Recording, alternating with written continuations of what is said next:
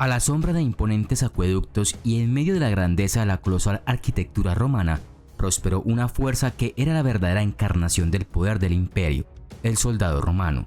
Estos hombres, con sus brillantes armaduras y sus formaciones disciplinadas, eran más que simples guerreros, eran símbolos del espíritu indomable de Roma y su vasto alcance a través de los continentes. Inicialmente, los soldados romanos eran ciudadanos llamados a defender su ciudad y sus territorios. Sin embargo, a medida que el imperio crecía, también lo hacía su necesidad de un ejército más profesional y permanente. Las reformas marianas del 107 a.C., introducidas por Cayo Mario, marcaron un cambio significativo. El ejército romano ya no era un grupo de ciudadanos propietarios, se transformó en una fuerza de soldados de carrera, a menudo provenientes de los estratos más pobres de la sociedad, que veían al ejército como un medio para la movilidad social y un ingreso estable.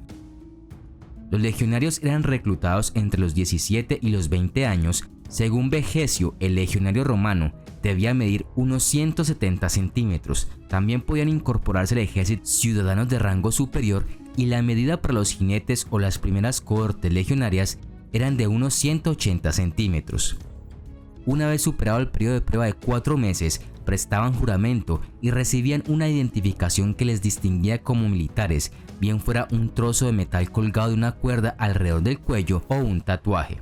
A los legionarios se les prohibía casarse con el fin de mantener la disciplina y no apegarse al lugar en el que estaban destinados.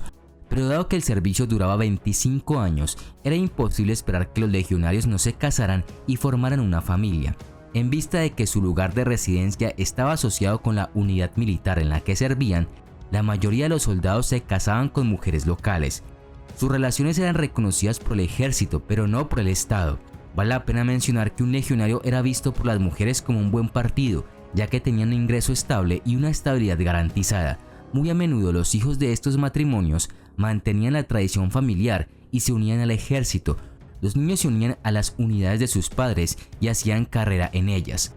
Los legionarios se mantenían en contacto con sus familias, se comunicaban mediante correspondencia, no solo cartas, sino también paquetes. En los campamentos se mezclaban soldados experimentados con los recién llegados y en el estrato más bajo se encontraban los gregarios, los soldados rasos, porque al luchar lo hacían como un rebaño. Se denominaba contubernio al grupo de 8 soldados romanos que formaban una especie de unidad. Se alojaban en campamentos perfectamente organizados que ocupaban entre 17 y 28 hectáreas. En realidad eran pueblos con barracones, tenían almacenes, hospitales y demás establecimientos. La atención médica era bastante mejor que la que pudiera recibir un civil normal. En los alrededores se organizaba una especie de asentamientos llamados canavae, con prostíbulos y demás entretenimiento.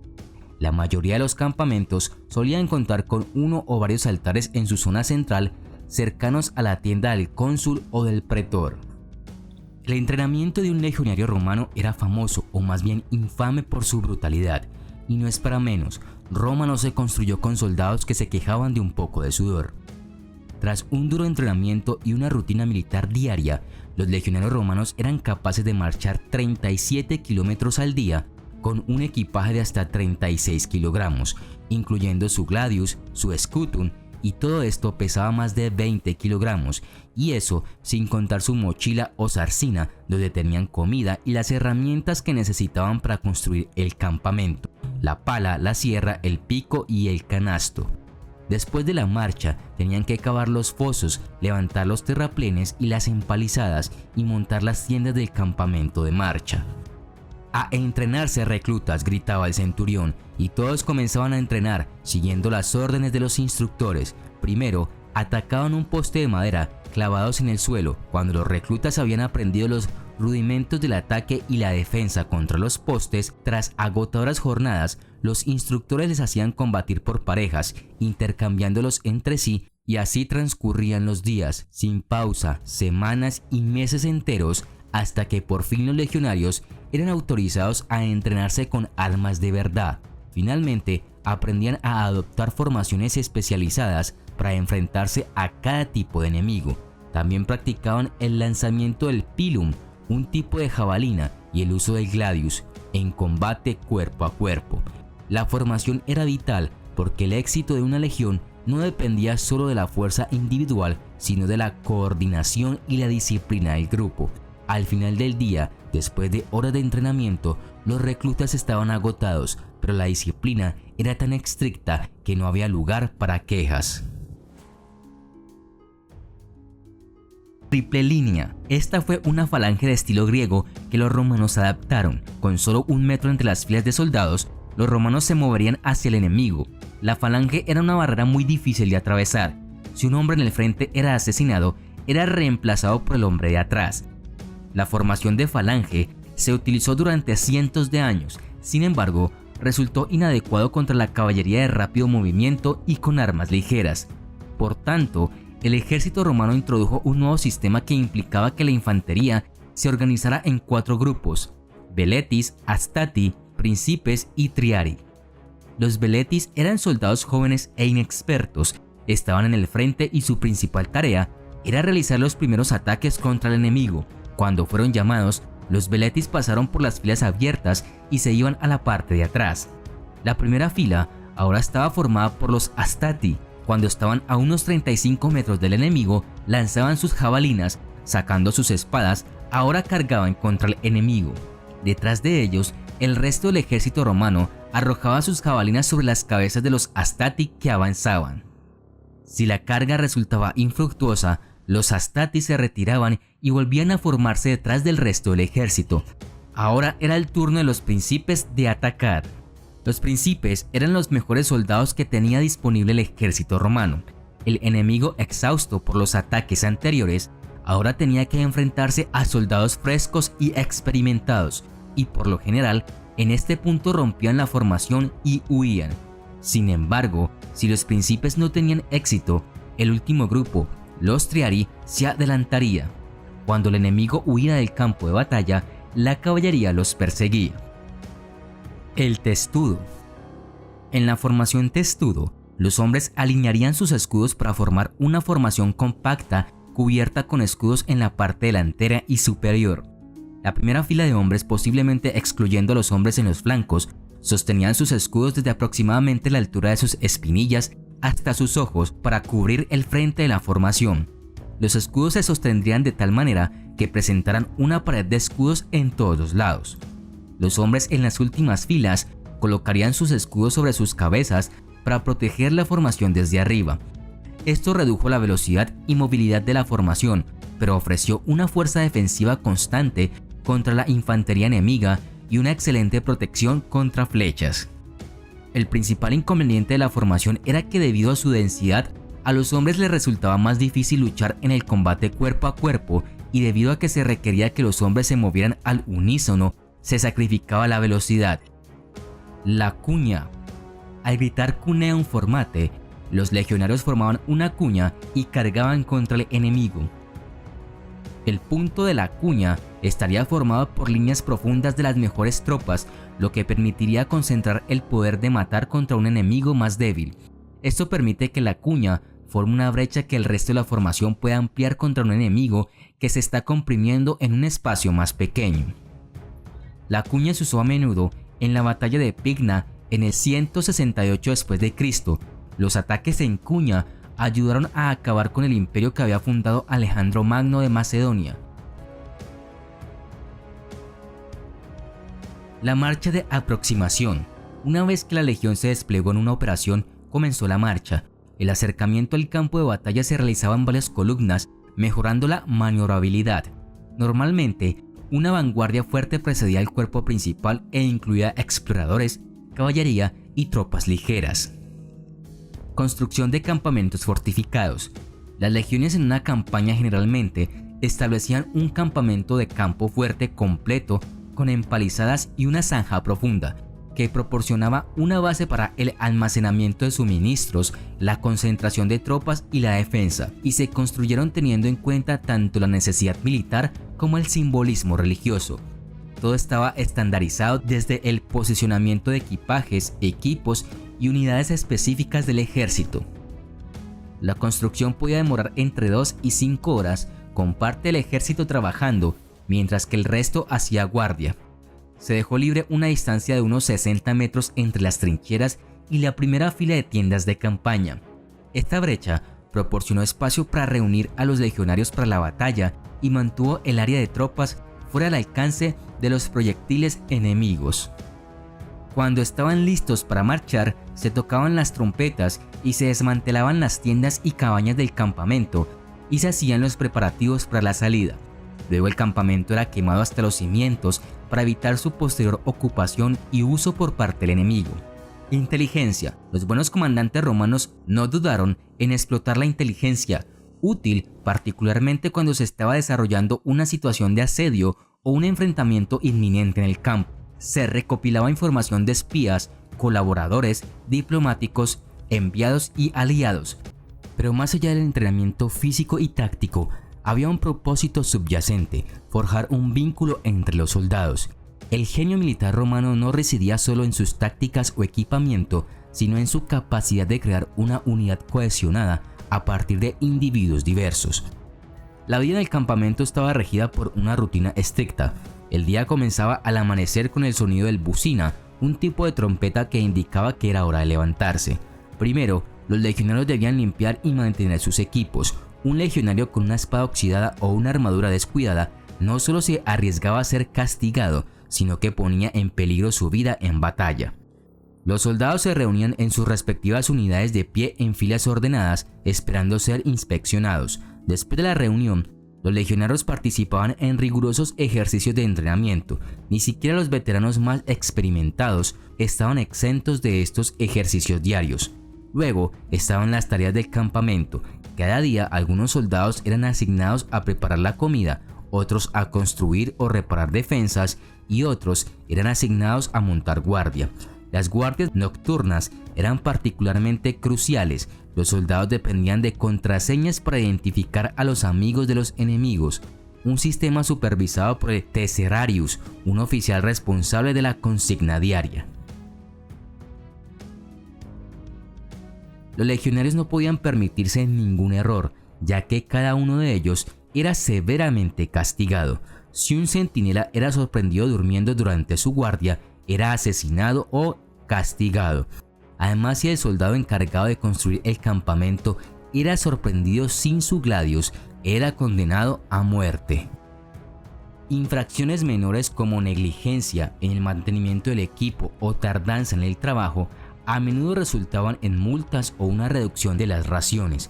Sin embargo, delitos más graves como el robo, la insubordinación o la deserción exigían un castigo más severo. La flagelación, un castigo común, se administraba públicamente y servía como medida disuasoria para los demás. El látigo de cuero o flagrum era un instrumento temible y el soldado sometido a sus latigazos llevaba las cicatrices como recordatorio permanente de su transgresión. Sin embargo, entre todos los castigos, uno destacaba por su brutalidad e impacto psicológico. Las continuas escaramuzas en las que se veían involucradas las legiones a lo largo y ancho del imperio generaban más de una duda entre los legionarios, que se veían obligados a luchar en los densos bosques de Germania contra un enemigo muchas veces invisible y que se les venía encima sin saber cómo. Para aquellos soldados que osaban desertar o que huían en pleno combate, demostrando una cobardía inaceptable en un legionario romano, había un castigo que, si bien era excepcional, era de enorme crueldad. La decimación era un castigo cruel cuyo propósito final era escarmentar a los compañeros que iban a sobrevivir para que tomaran buena nota de lo que podía sucederles si se les ocurría traicionar a Roma. Transformar a la cohorte o cohortes implicadas y separar a los legionarios en grupos de 10 hombres, se pasaban entre ellos una bolsa con piedras de color negras o blancas, y el desafortunado que tenía la mala fortuna de escoger el color erróneo debía ser castigado por sus propios compañeros, apedreado y apaleado hasta la muerte.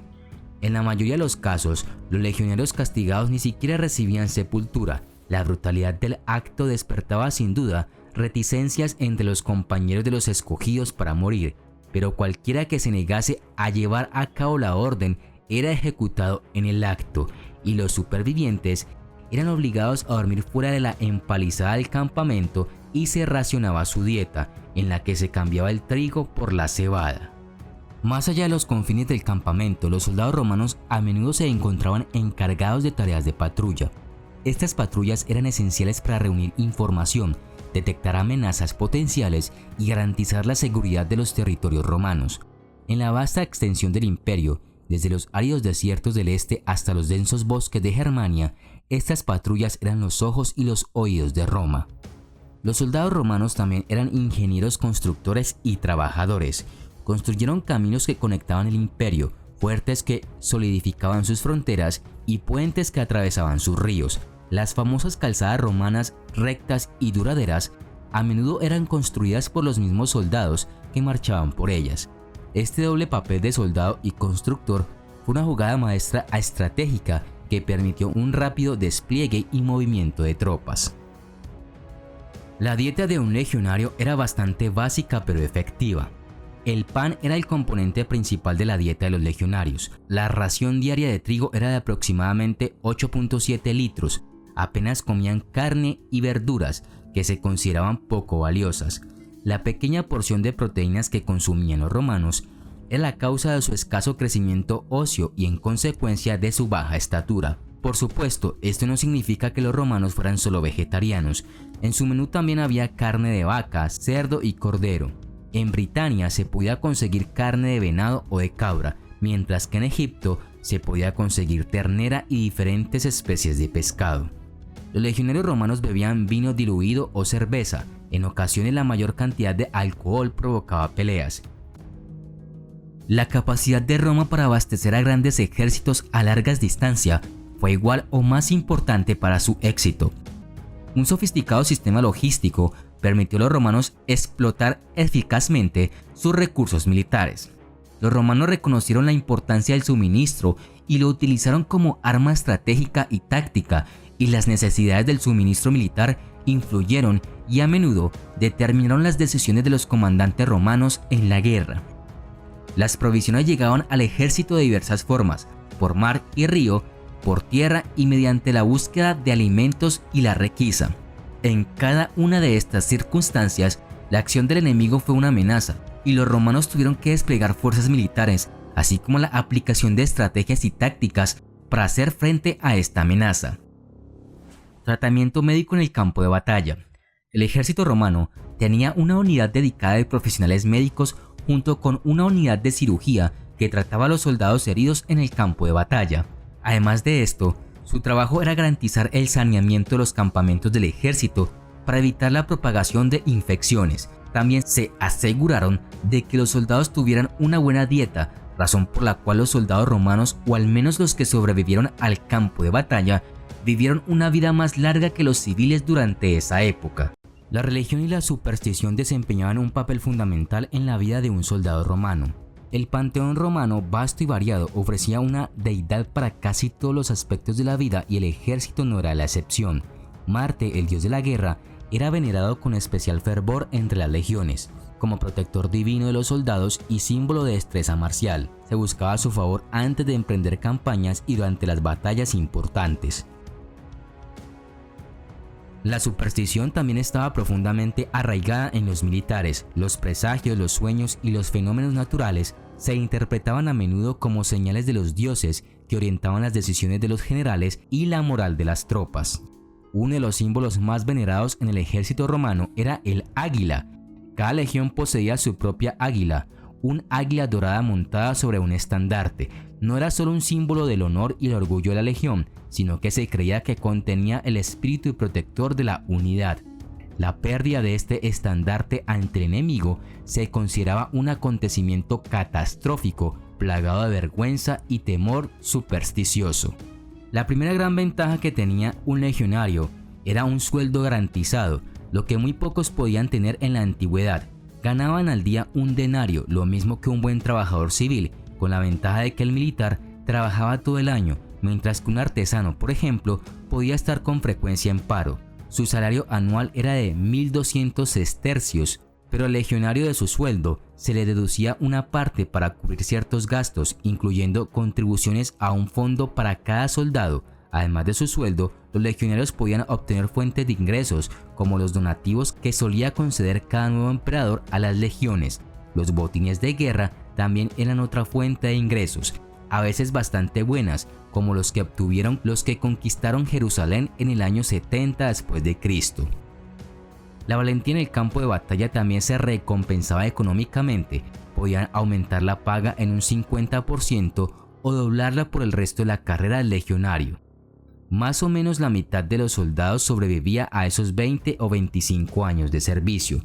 Cuando llegaba la hora de licenciarse, en ese momento recibían la parte de su salario que el ejército les guardaba y recibían una gratificación económica.